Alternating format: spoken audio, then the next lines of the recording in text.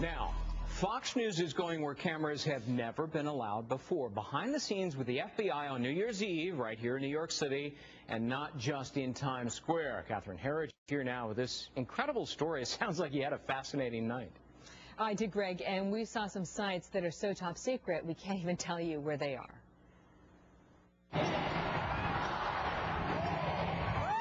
Long before the ball drops, 7, 6. Agents are synchronizing their watches at the first of many briefings. You see something suspicious? This is the Joint Terrorism Task Force, or JTTF, the intelligence hub. As soon as you know something, send it in. Intel will scrub it. 100 FBI agents and analysts are on the ground. 40 different security and intelligence agencies with one mission. If you were going to attack something, I want you to think about when, where, and why you would attack that. Then I want you to take that mindset and start looking around. Fox News is given unprecedented access. For the first time, cameras are embedded with the FBI's elite counterterrorism force during one of the most high-profile events of the year, when everything is under the microscope. And with so many people these days, with cell phones, with YouTube, with Twitter, something that happens is immediately broadcast to the world. It's a partnership with the NYPD. Its officers are the lead for security. You've got some special cameras here. What can they do? We have about 600 cameras here we can access. Some of them we can go down really close where if me and you were talking on the street, you could just see basically me and you were talking. Right now we're on the west side of the city where they pre-positioned emergency response teams in case there is an incident at Times Square. We've got hazmat teams, we've got evidence collection, and we've got bomb techs. A hook and line kit, it's the bomb suit helmet. The bomb techs, NYPD, often paired with FBI, use unmarked vehicles. There are robots for remote detonations and the dogs. This is Ronnie, named for an NYPD detective who's retired. Ronnie is an explosives expert who checks out suspicious people.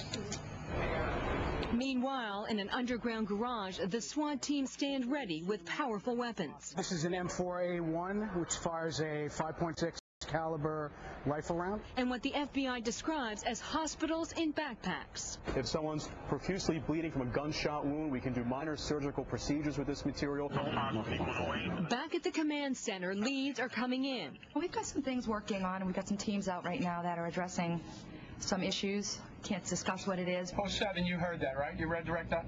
On the edge of Times Square, just outside the security zone, the forward command center is working intelligence from the street. Right now, there are 3 young men with backpacks who are raising concern. They brought them over, they interviewed them, determined that they were carrying Iranian passports. They did have visas. We're running the visas down now. Within an hour, authorities determine the men are students and pose no threat. But with plots like Flight 253, there is no taking chances. I think everybody's maybe a little bit more on edge due to the recent events. And the crowd, though, seems a little bit more subdued than usual.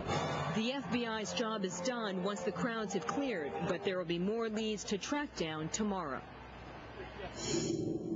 Wow. I mean, I have never seen that before, and I've often wondered about it. I mean, look, you saw a lot of stuff. Is there anything we missed there? Well, there are a couple of things, but the thing that really strikes me most are these evidence response teams. These are teams that are pre-positioned right outside of Times Square, and you go into these trucks, and it's like CSI on wheels. They've got dozens of these swab kits, and we were told this is the type of equipment they were using for Flight 253 on Christmas Day in Detroit. They'll go in with these kits.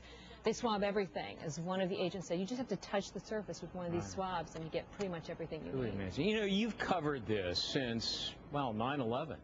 Anything else surprised you about last night?